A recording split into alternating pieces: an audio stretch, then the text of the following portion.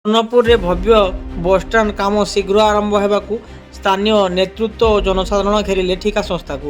ଅସ୍ଥାୟୀ ବସ୍ଷ୍ଟାଣ୍ଡରୁ ବସ୍ ଚଳାଚଳ ପରେ ତା ପରଦିନ ଭବ୍ୟ ବସ୍ଷ୍ଟାଣ୍ଡ ସ୍ଥାନକୁ ଠିକା ସଂସ୍ଥା ଟିଣରେ କାନ୍ଥ ତିଆରି କରି ବାଡ଼ ତିଆରି ପରେ ବସ୍ଷ୍ଟାଣ୍ଡ ନିର୍ମାଣ ନେଇ ସାଧାରଣ ଜନତା ଆଶ୍ୱସ୍ତି ଲାଭ କରିଥିଲେ। ଗତକାଲି ରାତିରେ କୌଣସି କାରଣରୁ ଠିକା ସଂସ୍ଥା ଟିଣ କାଢ଼ିଦେବା ପରେ ଜନସାଧାରଣରେ ତଥା ବୁଦ୍ଧିଜୀବୀ ସୋସିଆଲ ମିଡ଼ିଆରେ ଅସନ୍ତୋଷ ପ୍ରକାଶ କରିଥିଲେ।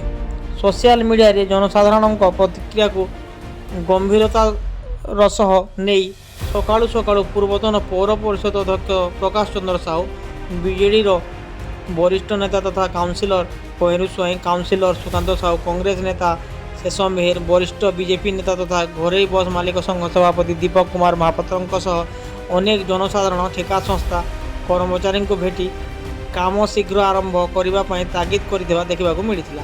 ପ୍ରକାଶ ସାହୁ କି ସରସ୍ୱତୀ ପୂଜାରେ ଜିଲ୍ଲା ପ୍ରଶାସନ ଓ ଘରୋଇ ବସ୍ ମାଲିକ ସଂଘ ସହମତିରେ ନୂତନ ଅସ୍ଥାୟୀ ବସ୍ଷ୍ଟାଣ୍ଡରୁ ବସ୍ ଚଳାଚଳ ଆରମ୍ଭ କରିଥିଲା। ସୋସିଆଲ ମିଡ଼ିଆରେ ସୋନପୁର ଜନସାଧାରଣଙ୍କ ପ୍ରତିକ୍ରିୟା ପ୍ରକାଶ କରୁଛି। ନୂତନ ଭବ୍ୟ ବସ୍ଷ୍ଟାଣ୍ଡ ନିର୍ମାଣ କାମ ଶୀଘ୍ର ନହେଲେ ଜନ ଅସନ୍ତୋଷ ଚରମ ସୀମାରେ ପହଞ୍ଚିପାରେ।